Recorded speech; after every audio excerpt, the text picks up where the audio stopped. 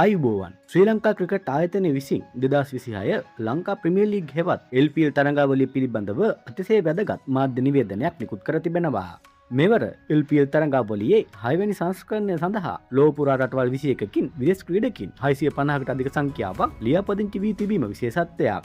මෙම ක්‍රීඩකයන් අතරින් ලබන ජුනි මාස පළවෙනිදා පැවැත්වෙන ක්‍රීඩක කෙටුම්පත හෙවත් ප්ලේයර් ඩ්‍රාෆ්ට් එක සඳහා තෝරගනු ලබන්නේ ක්‍රීඩකයන් 310 දෙනෙකු පමණයි. ලියාපදිංචි වූ ක්‍රීඩකයන් අතරින් වැඩිම පිරිසක් නියෝජනය කරන්නේ පාකිස්තානයේ, බටහිර ඉන්දියාව සහ දකුණු අප්‍රිකාවයි. පාකිස්තානයෙන් ක්‍රීඩකයන් 102ක්, බටහිර ඉන්දියාව දූපත් වලින් 75ක් සහ දකුණු අප්‍රිකාවෙන් ක්‍රීඩකයන් 66ක් ලෙස එම ලැයිස්තුව සැකසී තිබෙනවා. මීට අමතරව බංග්ලාදේශය, නවසීලන්තය, ඕස්ට්‍රේලියාව, එංගලන්තය සහ ඉන්දියාව යන රටවලින්ද සැලකිය යුතු ක්‍රීඩකයන් පිරිසක් ලියාපදිංචි වී සිටිනවා. තරඟාවලියට අදාළ ප්ලේයර් ඩ්‍රාෆ්ට් එක ජුනි මාස පළවෙනිදා පැවැත්වීමට නියමිත අතර 2026 LPL තරඟාවලිය ජුලි මාස 17 වෙනිදා සිට අගෝස්තු මාස 8 වෙනිදා දක්වා පැවැත්වීමටයි මේ වන විට සැලසුම් කර ඇත්තේ. මෙවර තරඟාවලිය පිළිබඳව ඉදිරියේදී නිකුත් වන සියලුම තොරතුරු දැන ගැනීමට අපගේ චතුර ක්‍රිකට් නාලිකාව සමග දිගටම රැඳී සිටින්න.